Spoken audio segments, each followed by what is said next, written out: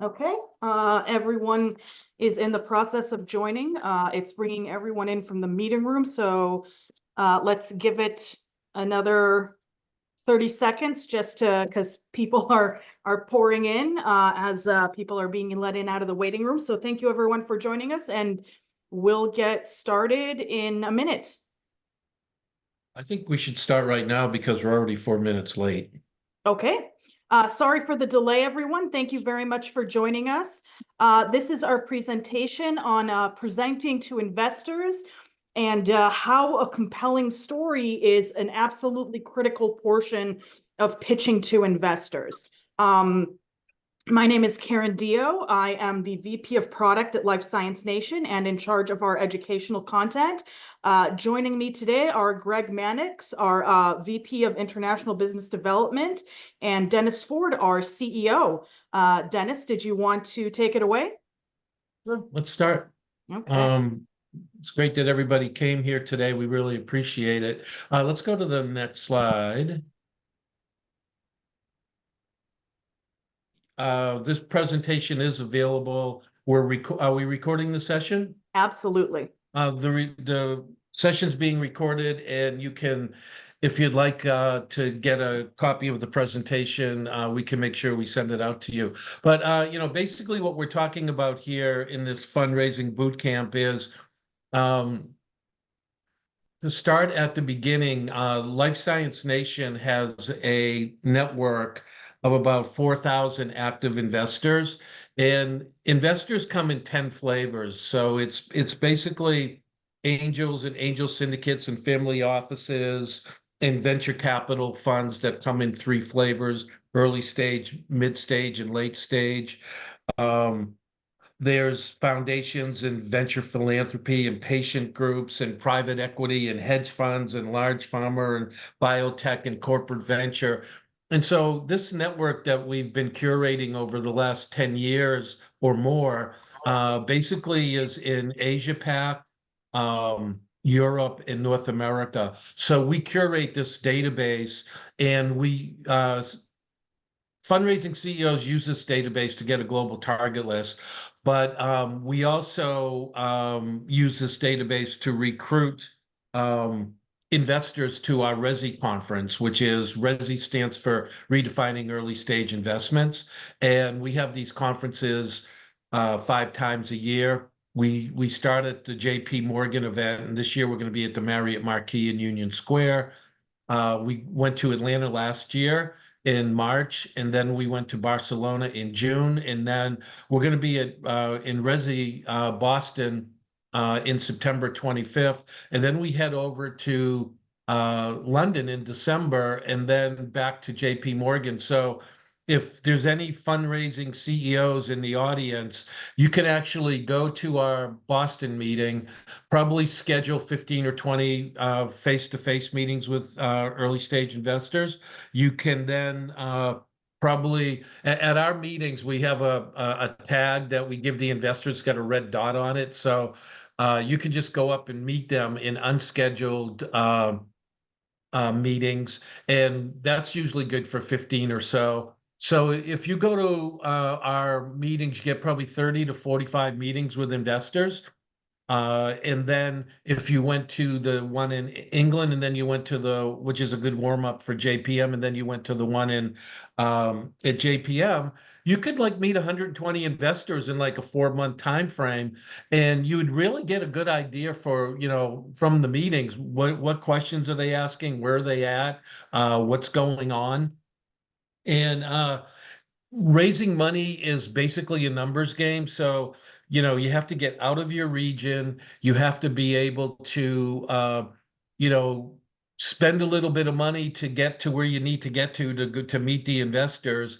And with the Resi conferences, they're 1 day face-to-face and 2 day virtual. So, it's really important to get in front of as many investors as you can, and then enlist their feedback. So we have the Resi conferences, and what we teach at LSN is, how do you really figure out how to do a partnering campaign? And it's, it's not just about selling yourself, your team, and your technology, but you really got to have a strategy, and you really need to understand the different types of people you're going after. And we also have a curriculum that teaches, rudimentary sales and business development knowledge, which a lot of the CEOs lack when they're coming out of academia and trying to do a global roadshow. So we basically try and explain to the folks that are starting to do a fundraising campaign that there's typically not enough investors in your region. And it's really important to, start out by mapping and getting an idea of how many investors out there with these 10 categories of investors are a fit for your particular stage of development in your product. So we want to be able to, number one, get them on the radar screen, and then number two, allow you to be able to figure out what's the best way to canvas them so you can get in front of them and start to develop a relationship. Next slide, please. So one of the things that's, kind of a topic of conversation these days is, why is the failure rate so high for life science startups? And, some people say it's, 70%, other people say it's between 95 and 99%. But, what we're seeing is a lot of people can deliver a 30-minute pitch, but how many people are really prepared for like the 9 to 18 month needed to really run a campaign? And the pitches are all, for the most part, that we see are very cookie cutter, problem, solution, and addressable market. And they don't really do much to personalize the founder, the team, the technology, to stand out above the competition. And so, the life science startups face a unique challenge in that they really need to figure out, like, not only how to find investors, but how to schedule road shows and how to get out of their turf and go on road shows and meet investors. And a lot of people don't really teach, how do you plan and execute a global fundraise and a global road show. So the coaches and mentors and EIRs that are at the incubators, accelerators, and tech hubs, they do a really good job of like kind of getting the first line presentation together. But what happens is when we get the startups and we get these cohorts from other countries and we help them prepare for their partnering campaign, it's that cookie cutter thing that we're really trying to work on and trying to make it a little bit more compelling. Did you want to say something, Greg? No, I was just having technical difficulties, but I'm good. Okay. Greg, I got kicked Karen, out. can we get the next slide? So the reason I personally think, after doing this for 10 or 12 years, is I think that a lot of the startup companies, they're not really identifying the sales 101, marketing 101 components of going on a global roadshow and preparing for a global partnering campaign. And you don't have to, I'm a salesperson, so you don't have to like turn into a person like me. But there are things that I know from my BD, my sales, and my marketing background is like, everything starts with a list. And so you've got to get a global target list of the investors and partners that are a fit, licensing partners that are a fit for you. And when we go and we talk to the fundraising CEOs, they might have a list of 20 or 50 or 60, or they might have gotten an Excel spreadsheet that nobody's curating and is an old and out of date. Data comes in two states, out of date and very out of date. And so if you're going to go do a global roadshow, it's going to be a numbers game, and you need to get as many investors that are a fit for your stage of development in your product. And that's just to start. And a lot of people, they say, well, why there's such a failure rate is because they don't have enough people on the list to go after. And the other thing is many pursue the wrong targets. I was just talking with someone recently, said VCs are not investing. And when I asked him who he was talking to venture capital firms that I personally know that are mid-stage and late stage, and they were preclinical therapeutic. And so I'm going to them. If you're going to reach out to VCs, the early stage VCs have a theme of identifying multiple startups that are a fit, giving them small amounts of money. And then if they do that to 20 companies and 2 make it, they kind of win. Whereas a mid-stage VC, they kind of want to see a little de-risk at, phase 2B. And the later stage VCs want to give you growth and scaling capital at stage 3. And so at phase 3. So these are some of the issues, is that we're not really allowed to talk about sales, marketing, and business development. But when it comes right down to it, when an academic gets their tech transfer license and they finally make it out of the university and into an incubator, accelerator, or tech hub, no one's teaching them that, you need to get a list of investors and you need to budget for 9 to 18 months, and it's going to cost you $50,000 or $100,000. And so if you don't learn that, then you're not able to be really successful in your execution. Next slide, please. So we've kind of, just wanted to go through a couple of things here with, what we think the startups are not being taught. And the first thing is, you got to get a global target list. There's got to be 600 to 800 people on your list. And the reason is 800 turns into 400, turns into 200, turns into 100, turns into 50, and it can happen very quickly. And so you run out of targets if you don't get enough to start with. And one of the problems that we say is, you got to get a revolving door to the region. You got to leave your region, because there's a few regions that can actually get somebody funded. There's just not enough investors that may be looking for your type of company in your at your stage of development.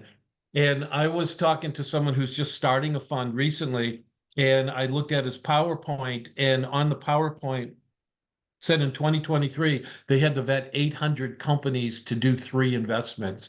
And then I went to another of my friends that's doing another fund, and he said in 2023, he did 600 vetting of 600 companies to do 2 investments.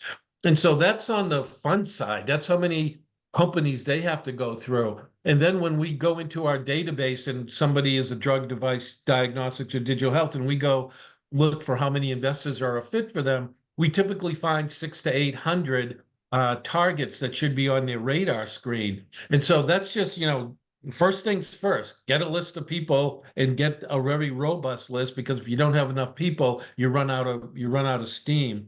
Second thing is, you need to have a strong, simple, compelling story to tell them. And Greg, you were mentioning yesterday that Greg goes to these conferences and people will come up to him and all of a sudden they'll just start talking science. And he doesn't even know what they're talking about. And, it's one of these strange situations where if you meet somebody, you've got to be able to tell them who you are and what you do. I don't know if you want to comment on that, Greg. Well, it's just that you never know who you're talking to and what their background is. And you go to a partnering conference, or you're at any networking event, and there will be people of very diverse backgrounds. And I have a business background but not a science background, and my colleague Karen has a science background. So everyone's different. The point is, when you tell someone what you do, the important thing is for them to really understand immediately what it is you're working on, and you need to explain that in a way that everyone can understand. So don't make assumptions and jump right into a very technical scientific explanation of what you do, because if you're telling it to me, it will go right over my head. And I was talking to a gentleman recently, and he has a mRNA, has an RNA therapeutic, and he has a unique delivery device. And so he's saying, I've got like 2 PowerPoints, one for my delivery platform and one for my drug. And I'm over there, you really got to pick one, because if you go to an investor and you tell them you're either trying to sell your platform or a drug, they're just not going to buy it. They want to know that if they give you 100% of their money, you're going to spend 100% of your time doing what you think is right. And so, you know, we always advise that if you do have a platform and you have a leading candidate on the platform, the platform vendors, there's might be 150, 250, you know, pharma guys you can sell a platform to. But if it's your lead drug is for cancer, there might be, you know, 800 investors. And so, you know, you've got to be able to kind of you've got small resources, you've got a small company, you're going after your seed up to 2 million, your series A, 2 million to 10 million, or your series B, 10 million to 50 million. And they just want to know that you're completely focused. Karen, did you want to add to that? Yes, I did. And I do want to add, you know, there are a handful of VCs that may say that they're interested in platform technologies, but even them will want to see you focusing on one specific indication as a proof of concept and getting it as far as possible, just because they want to see it getting de-risked as fast as possible as well. Yeah. And, you know, so, you know, we're here talking about, you know, you really got to start out right and get the right amount of targets. And then what happens is people put their targets into a Excel spreadsheet, and then you can't manage your targets. So we're a big fan of getting a CRM, whether it's Salesforce or HubSpot or whatever, some of the new ones are out there. We happen to have a database of about 4,000 investors, and we've integrated our database into Salesforce. And so if you try and, you know, one of the processes that we really like to see in a startup is if you get your story straight and you get your list straight and you put your list in a CRM, you can go hire a people person or someone who's good at organizing events, or someone who's just, you know, got a lot of smarts when it comes to social media, and have them schedule the meetings for you. So a lot of times we see the CEO is going to go out there and they don't really know how to canvas, you know, phone or email. They don't know how to do the follow-up. And so they have a really hard time, like trying to learn, how do I become a canvassing guru? And we're saying, please don't do that. You know, you're the CEO. You can figure out how to handle yourself when you get to the meeting, but go hire a part-time person, an intern, someone from your company who's really able to do that. Put the list in a CRM, and then you can both have access to the CRM and see how the intern or the part-time person or the person from your company that's good at organizing are doing. Just log into it. How many phone calls did they make? How many meetings are scheduled? How many mailings do they do? All of that kind of good stuff. Next slide, please. So we were just talking about, you know, you need an admin or a part-time person to really, you know, get and organize the meetings. And what they're doing is they're just sending out your collateral, and we'll talk a little bit about that as we go forward. But, you know, we like to see a one-page data sheet, a two-page executive summary, and a 10 to 12-page PowerPoint. And if you do it right, the story's up front, the message is up front. There's very few people that we know that's going to go stop when they've got 200 emails with 200 executive summaries and 200 PowerPoints, and they're going to buzz through all of the content. They're not. They're just going to scan, and they're going to look up front for things to say, I want to meet this person. And they're not going to do a deep dive into your stuff. So, you know, once you get your story straight and you put it in the collateral and you can get a list and you give it to someone who can set up the meetings for you, it just makes things so much easier. And then, you know, understanding the rudimentary functions of like, how do you do an email and phone canvassing? And so we talk about that a little bit. This applies with navigating partnering systems. Karen, we have a special process, right? The 4-step process for navigating a partnering system and getting more meetings.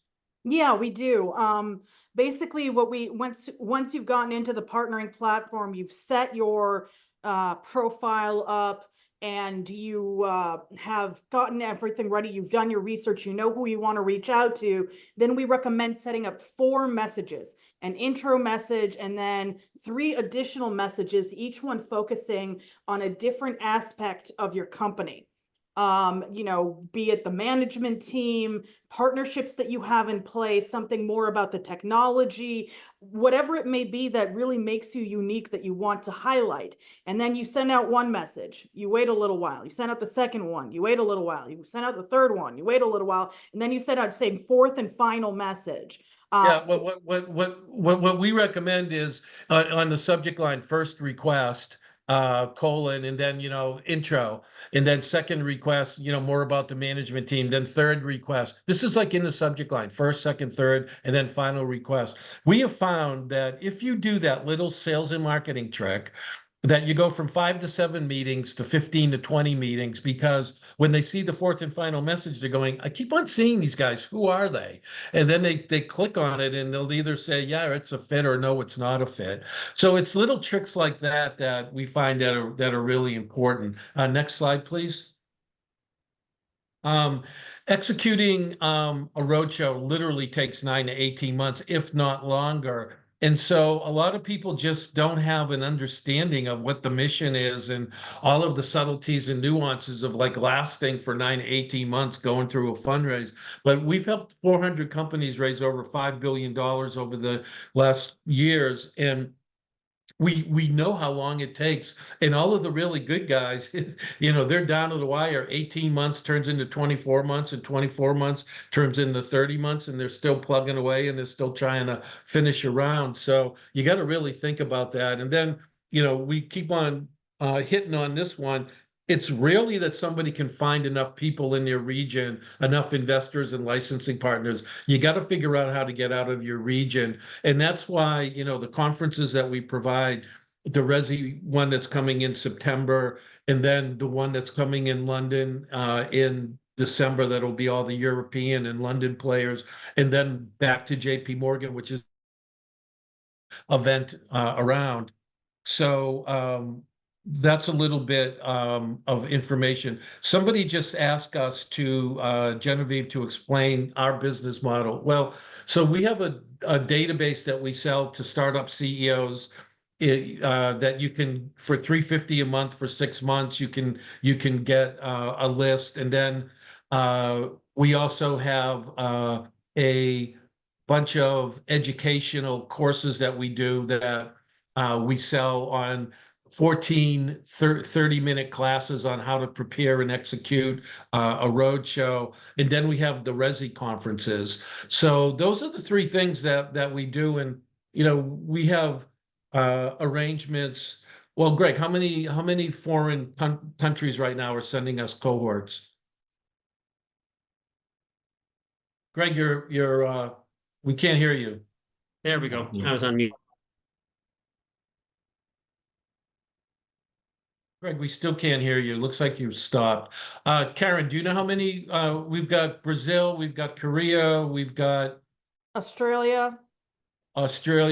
So what happens with us is people, countries reach out to us and they say, we want to get our cohort into the marketplace in North America. And so we put them through this class, and then a tutorial kind of similar to this to start out. And then we will take them. It's a 4-day class. And then on the 5th day, it's before a Resi conference. And they'll do a half-day pitch practice, and then they'll do a half-day Shark Tank. And then that'll prepare them with 5 investors, and that will prepare them for the Resi conference. So we really know how to, get them ready, get the story right, and do all the good stuff to get it moving. Did I miss any of those cohorts, Karen, that currently? Yeah, Okay, cool. Yeah. Can we go to the next slide? absolutely. Thanks for the question, Genevieve. Anybody has a question, throw it on out there. You need to pick the right events to go to. I think that's one of the real challenges. If you go to an event and it's mid-stage and late-stage companies, and then you go and try and get meetings with somebody, but because you're early stage, you can't get in. It's just like you spent the time, the money on the plane, you went to the hotel, you went to the conference, but the people are too early. And so that's part of it. So one of the things we did is, we wrote a book, and you guys, if you just want to e-copy of the book, I'm happy to send it to you, which kind of walks you through how do you prepare this. And we also do have consulting services where, you know, somebody can give us a call and, you know, ask us for some help. And if somebody's really lost, they can hire us to write their branding and messaging, but typically we'll just review it. And if it looks okay, we'll tell them, you know, here's some suggestions, you know, do you have your tagline right? Is your elevator pitch right? And things like that. So, you know, we're here to help. And, you know, I think you'll find us, you know, a little bit different than a lot of other events because we really do get involved with our clients and we really do know how to help and we can give some advice on what to do better, and it works pretty well. So on the ninth thing here, we're basically talking about how tedious and hard it is, and it's going to be a lot of no's, and you've got to get really fortified to get a lot of failures before you get a lot of yeses. But you know that's part of the thing that why we're here and why we can help. And we can go to the next slide, Karen.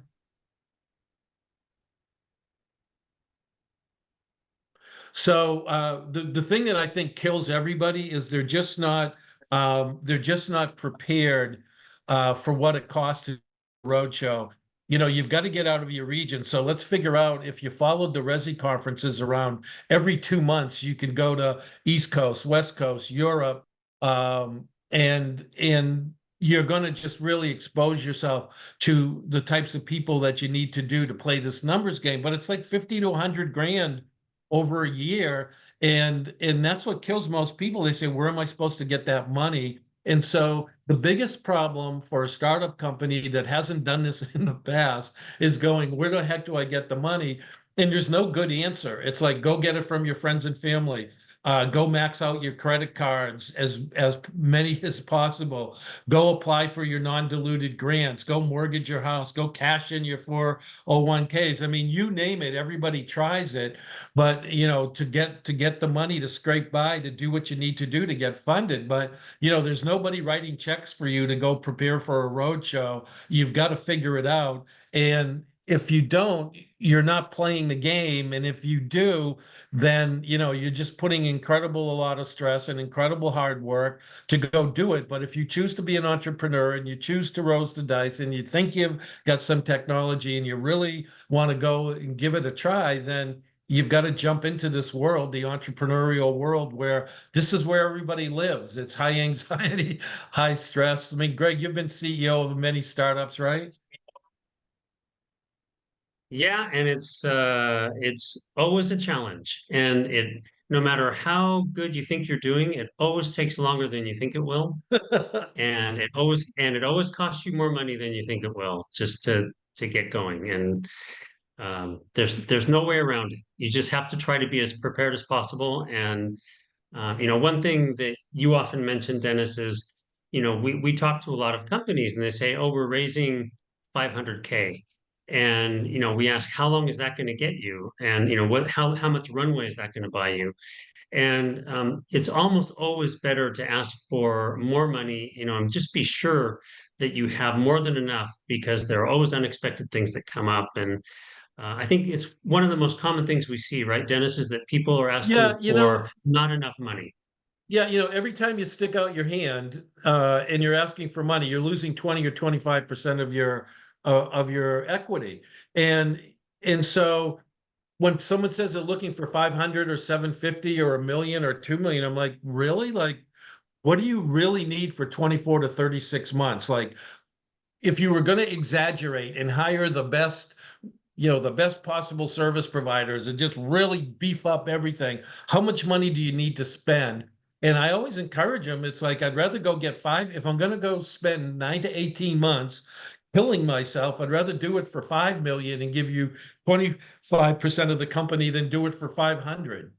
And so, yes, I mean, Karen's a big fan of Gantt charts and showing, you know, that shows, you know, I want 5 million versus 500, but what does the Gantt chart got to show, Karen? Well, the Gantt chart is really a tool for you to show not only how much money you need the within that time frame of 2 to 3 years, but also what milestones you'll be able to hit and in what time frame. It's not like you're just you can hit multiple milestones in 2 to 3 years. So say, we're going to work on this one for 6 months. This one will be concurrent for a year, and we'll be doing this one and show all the milestones you can accomplish with that money, but really budget for 2 to 3 years, because the last thing you want to do is go right from one fundraise into another.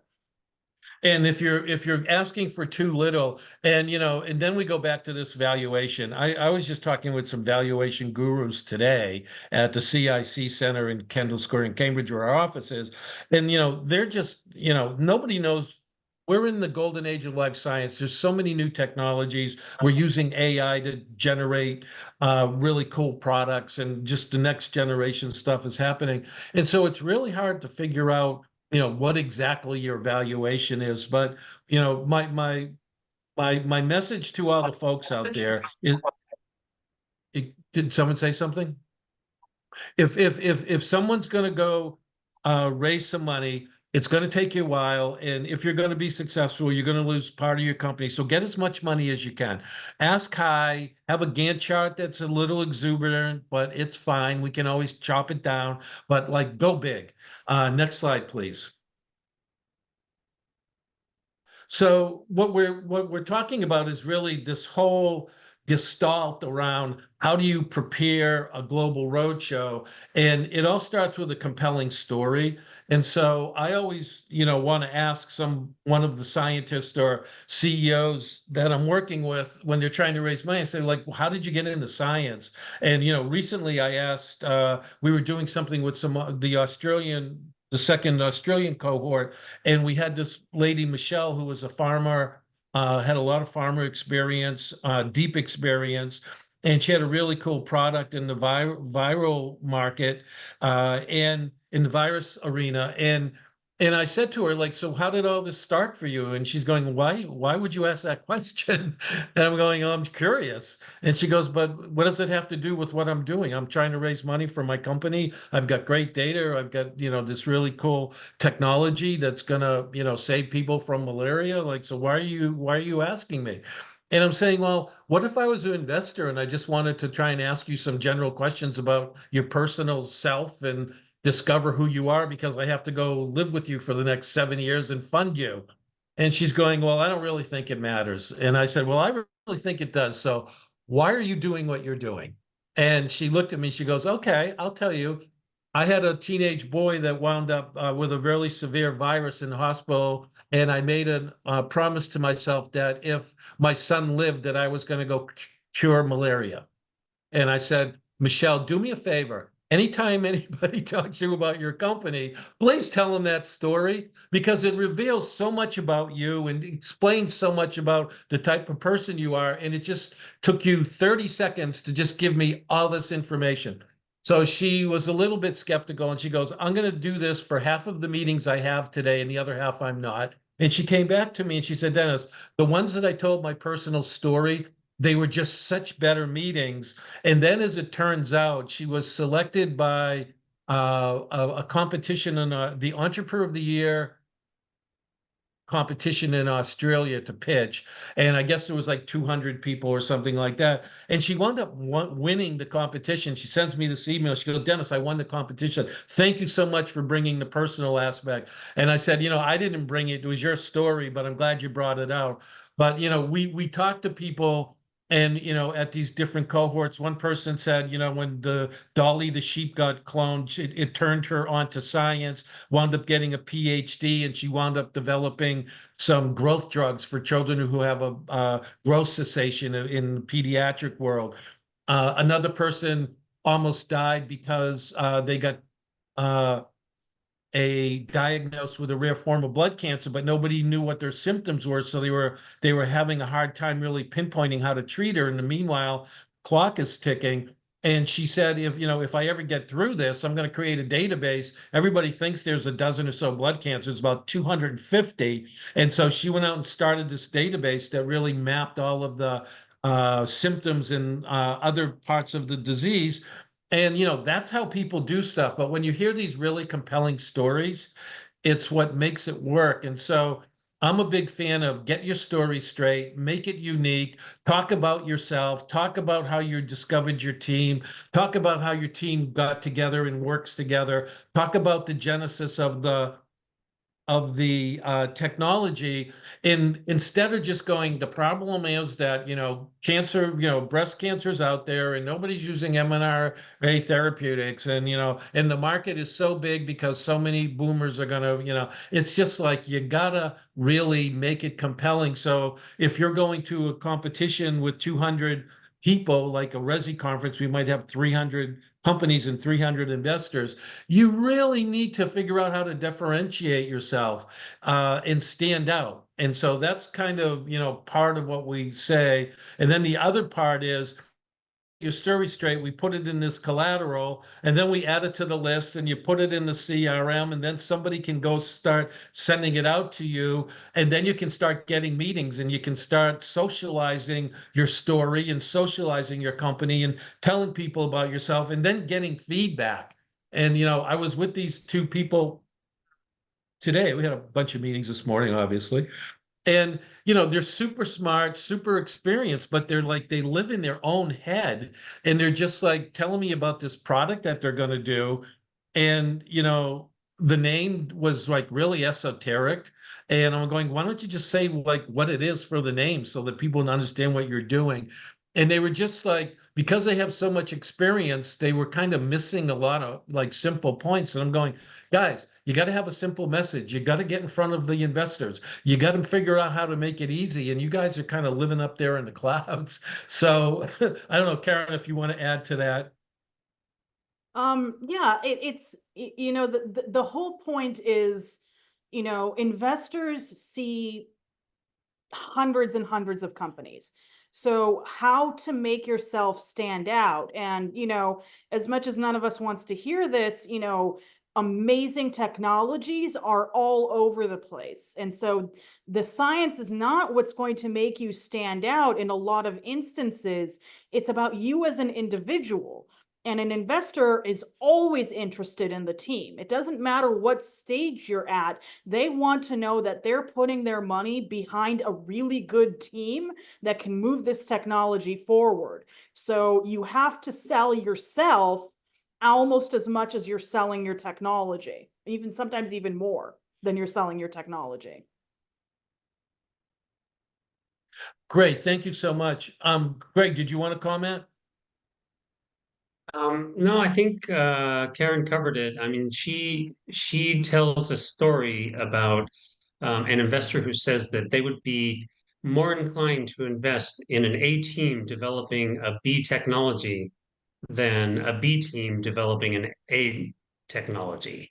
So the team is extremely important, and understanding you and your motivation is something that investors will always be interested in hearing. Thank you. Let's go to the next slide. So what we're doing here, folks, is we've developed this process. It really, really, really works, and it helps get more meetings. And so here's a funny thing. You just been seeing Greg, Karen, and I. If somebody's going to send me something, I always want to read the narrative. So I'm going to open the executive summary. Karen wants to do a deep dive because she's a scientist. She's always going to open the PowerPoint. And Greg doesn't have a lot of time. He's always going to go for the one-page data sheet.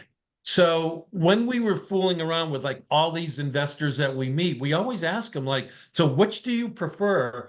And I swear that if you had 100 investors in a room and you said, how many investors prefer to get the one-page data sheet? 1/3 will raise their hand. How many prefer to read the 2-page executive summary? 1/3 will raise their hand. How many want to see the PowerPoint? 1/3 will raise their hand. So me being a sales BD guy, I'm going, when you send out an intro to somebody, let's make sure that we have a tagline that's at the front of each one that says what you do, and an elevator pitch on the front of each one, what you do, and then just have a link. Hi, I'm from XYZ company. We read your profile. It looks like we're a good fit for a stage of development and product that you're seeking. Here's a little bit about our, about who here we are. And here's a link to our one-pager. Here's a link to our 2-pager. And here's a link to our PowerPoint. Investors tell me, Dennis, just have them make it easy for me to say yes to a meeting. So that doesn't, you can't have 60 slides. You got to get your message simplified. It's got to be upfront, and you got to give it to them in the way they want to receive it. So why take a chance? Just put 3 links in and tell them they can have which one they want. When you do that, the investor goes, sophisticated company. They get that I want to click on this first. They gave me a choice. I already like them. I see their tagline. I was talking with somebody recently and they were saying, oh, we play whack-a-mole with cancer. And I'm like, please don't do a slogan. Please don't write a jingle. Don't do that. Like it doesn't say anything about what you do. And as I had this dialogue with him, it turns out he's got this mRNA scaffolding that he developed to fight hard tumors with lung cancer. And, his thing was the more mRNA cells you can get on a scaffolding to go after these tumors, the better you do. And our data proves it. And I'm going, great. So you're using mRNA scaffolding to treat hard tumors and lung cancer. That's your tagline, not playing whack-a-mole with cancer. And we just run into this like all the time. People want to say, we're solving all your problems. And, this is the new way of making patients feel better. And you just can't do it. You really gotta put something that's compelling. And then once you get your tagline, you can put it right under your logo and you can put it on your business card. And then when you get your elevator pitch, it's 5 to 7 sentences and it says, the problem with mRNA cells going 1-to-1 against cancer cells, it's a toss-up. But when you can load up the mRNA cells against the cancer cell, you can win. And, you can go into this whole discussion about, we just did a whole bunch of taglines recently for the Australian folks in the elevator pitch, right? Do any kind of come to mind? Well, so we had one that was talking about, I think their tagline started off as, getting back to life. Right. And we ended up changing it to, digital therapeutic for cardiac rehab. Yes. And as it turns out, there's really cool company. So they're getting back to life. We're going, but what does that mean? It's a slogan, it's a jingle. Like, what do you really do? And they go, oh, we have the first digital health rehab for stroke victims. And in Australia, they're paying for it. And I'm like, that's big news. You want to put that in your elevator pitch because everybody's saying, digital health products, until they get reimbursement, there's not going to be a market, which, is debatable, but they're actually getting paid and they've got hundreds of thousands of people using it. And so so that's really cool. So, that's part of kind of what we're saying here. You can get a really cogent tagline that really explains what you're going to do, then put it with an elevator pitch. And then when an investor sits down and he goes to a Resi conference September 25th, and he's getting 500 requests and yours comes up, digital health product for stroke survivors. And then the first sentence is, we're the first companies that are getting reimbursed through insurance companies in Australia. That guy's going to say, yeah, let's meet. I want to hear what you're doing. And so that's kind of part of the trick. You agree, Greg? I do. And what surprises me is so many people just assume that that what they're doing is clear to everybody and everyone will understand the space that they're working in. So when you're thinking about a tagline or an elevator pitch for your company, you have to step back and think, okay, if someone who's not at all familiar with this market or this type of technology is reading this for the first time, will they understand what it is we do? And that's the point of having a tagline, is to give context to anyone who sees your company for the first time. If it makes no sense to them, you're missing an opportunity. Yeah. Next slide. We've already talked about this. This is, give them what they want. We talked a little bit about failure rate, but the thing you don't want to do, Greg mentioned recently, you go someplace and you say, hi, how are you? And the guy starts going into like, we've got serotonin receptors that we're toggling to, do whatever. And you're like, what is this guy talking about? So, you just really gotta really practice your story, really get it simple, but yet compelling. And we're not saying dumb it down, but we're saying make it so somebody can understand it that doesn't have to be a PhD on your level. And don't let your story run yourself over. Don't run yourself over with a bad story or not being able to tell somebody who you are and what you do. Next slide, please. So, we talk a lot about like telling a story and finding your voice. I do a lot of writing, and so sometimes I'll just like put all of this stuff down, and then I'll just throw it through Chat GPT, and all of a sudden it organizes everything for me, and then I do an edit on that. Your brain really works the same way when you tell stories. If you just start trying to explain to anybody you meet, let me tell you about like how I got into science and how I found this product and how I got mixed up with this team and what's the genesis of the technology. And you just start spewing it out. Eventually, your brain will just start to put it all in a really nice story format. And it's not doesn't matter who you are. Everybody says, fast talking Boston Irish guy, he can, do this, do that. And, we're not going to be like that. And I agree. I don't think anybody should try and all of a sudden be a salesperson or a BD person when they're not. But I do know that some of the best storytellers, people just telling a great and unique story. And if you just tell it over and over and over again, so that all of a sudden it starts to just feel really natural and just come out. When that transformation of you just trying to put this big gigantic life story together into a cohesive, compelling narrative, all of a sudden the voice inside you just kind of surfaces, this authentic, real self voice that says, let me tell you about why this product is so important for me. I was sitting in a hospital with my son on an IV, and I made a promise. It's just like you just start by telling this compelling story. Everybody's got one. All you got to do is find it. You just got to start. Karen, you want to make a comment on that? Yeah, I mean, the one thing that we always want to tell people is that, you want to be real and your authentic self, but you want to make sure to ground it in reality, because you're going to be enthusiastic about your company, and that's wonderful. No one's going to be more enthusiastic about your company than you are, but you can't go making wild claims because you think that your technology is the best thing since sliced bread, it's going to cure cancer, or it's going to treat everyone who has diabetes, or you have no competition.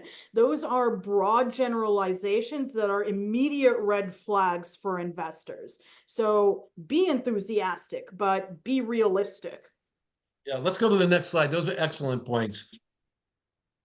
So, which was Karen's talking about is the battle of authenticity, and naive fundraising CEOs coming out of academia, and they get in front of somebody. They said, "We're the first that's ever thought of mRNA therapeutics for this indication."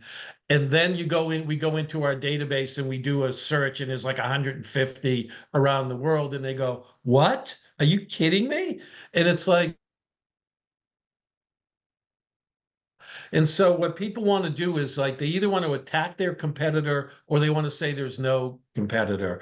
And it's really not the way to go, because it just shows naivety in the business world. So you go, yeah, we have some competition out here, and here's what they do, and here's what we do, and here's how we're different. And then and here's what our Gantt chart looks like for the next 12 to 20, 24 to 36 months. And like, here's the milestones. And when we hit this milestone here with the $2 million dollar price tag on it, and then we're going to go to the next one. It's got another 2 million. Then we're going to have a serious product with talks, with mouse data, with replicatable data. And so those are the kind of things that really turn investors on, because it shows that you know what you're doing. Next slide, please. So, there's this thing called entrepreneurial agency, and we were just watching the Olympics. So, it's just all of these incredible people who have dedicated this incredible amount of time to this wonderful interest that they have. And they've just gotten this agency, just the way that they interact, the way that they walk around, all of the things that they do, the entrepreneurial agency they have just exudes from. And so when we're doing these pitch competitions and there's 20 CEOs and they get up there and they're doing their 4-minute or 5-minute pitch, there's always going to be a couple that just stand above the crowd because they've got this authentic voice. They know who they are. They've got this easy confidence and they just really project that they know what they're talking about. And that's what gets people's attention and makes people want to be able to work with you. Next slide, please. So, Greg, you're good at this one, talking about you need to speak different languages, and it's just not because that you live in Valencia. No, you do need to speak different languages, but it can all be English. You just need to think about the people that the people that you're speaking to will have a different background. And in the typical process of going through investment discussions with an investment firm, you'll speak to several different players, and they'll have different backgrounds. So you'll start by meeting with a gatekeeper, who's someone who will understand what the focus of that investment firm is and will know what to look for and will ask a certain kind of questions, but probably not an expert in your field. So you have to speak in a way that you can answer their questions, etc. Then you move on to a navigator who will have a more of a technical background, probably a BD person at the investment firm. And there you'll speak in a more technical language. With the evaluator, that will almost certainly be an expert in your area, PhD, and that will be a deep science conversation. But then in the end, the decision maker will want to understand the business. What's your business model? What is your exit strategy? How are you going to get there? What are your tactics going to be? All of these kinds of things. So you have to be prepared to speak in different, not different language, but using different types of terminology, depending on who you're speaking to. Yeah, and one of the Wendy just brought out a really good point. Here's the problem, right? So all these different cultures, you go to Korea, you go to Taiwan, you go to Israel, you go to France, you go to England, you go to Boston, you go to San Francisco.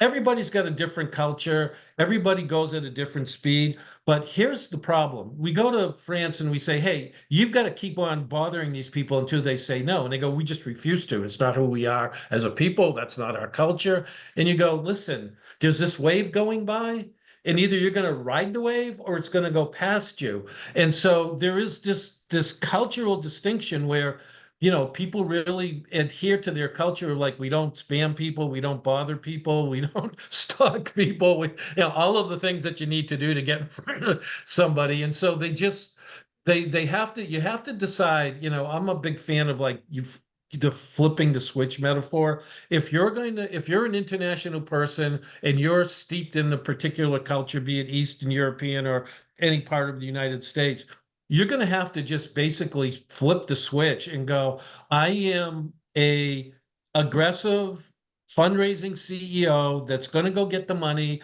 that's going to go get my product done, that's going to go make patients' lives better and save lives, and I'm going for it. And I'm not going to write 3 emails, and if the person doesn't get back to me, I'm not going to ever talk to them again. We have countless amounts of time when on the 20th phone call or the 20th email, the person comes, my schedule's open, I'm so sorry, tell me when you want to meet. I've been too busy.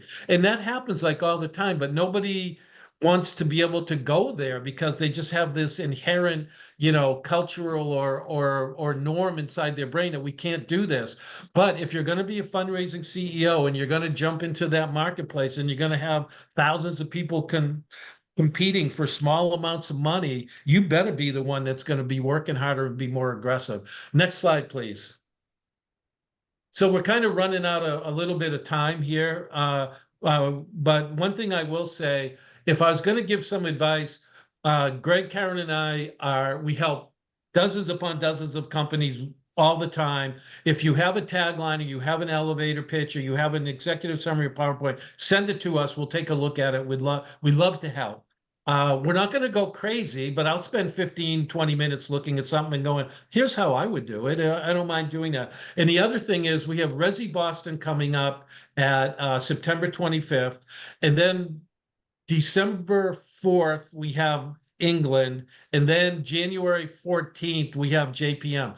You can go meet at least 20 to 30 investors at every one of these conferences, and you can have a dialogue with like 80 or 90 people or 100 people. And then in 4 months, you will have a really good idea of what you're doing. And that's the kind of thing that, you know, you don't have the money. It's going to be really hard to do it, but it's like you can't let that pass by. We can figure out ways to help out as well. But, you know, that's one of the reasons that we have these conferences. If you need this book, just send me the email and book will help you really get prepared. And next slide. We've already talked about finessing the story. Karen, do you want to say a couple of words and wrap up? And Greg, because I think we're out of time. Yeah, we are about out of time. You know, you may, think about, well, what do we know? We're not a fundraising company or anything like that, but we've done, lots of panels with investors. We've done fireside chats, and I've actually heard investors point blank say it's about the story, unprompted from us. So it's not Sure. like we're not making this up. We're really trying to help you with this. And so, as even us, not as investors, we've seen hundreds of companies and hundreds of technologies. And the ones that always stand out to me the most, and the ones that I remember the most, are the ones that really had that personal touch. And so this is what we're trying to do for you, because when all is said and done, what we're trying to do is help you stand out in front of investors so that your story resonates with them on a personal level, so that they will remember it and it will stick in their mind. And then it's not just about, well, they'll invest in you, even though if that happens, that's fantastic. But it might also be the one where they're like, oh, you know what? I know someone who is absolutely important for you to talk to, or they'll be talking to someone else and something will spark it. And they'll say, you know what? I saw this really cool company. This is what they're doing. You really have to talk to them. So you want to have that recognition and resonance with them. I'm D Ford at lifesciencenation.com. I'll let Karen wrap it up. Thank you, guys. I got to go to another meeting. Bye. Come say hi to us at Resi. Yes. Thank you, everyone, for joining us. We hope that this was helpful to you. There will be a recording available. Feel free to reach out to us, and we will reach out to you with the information probably tomorrow. But again, feel free to reach out to us. We'd be more than happy to help. Thank you, everyone, and have a fantastic rest of your day.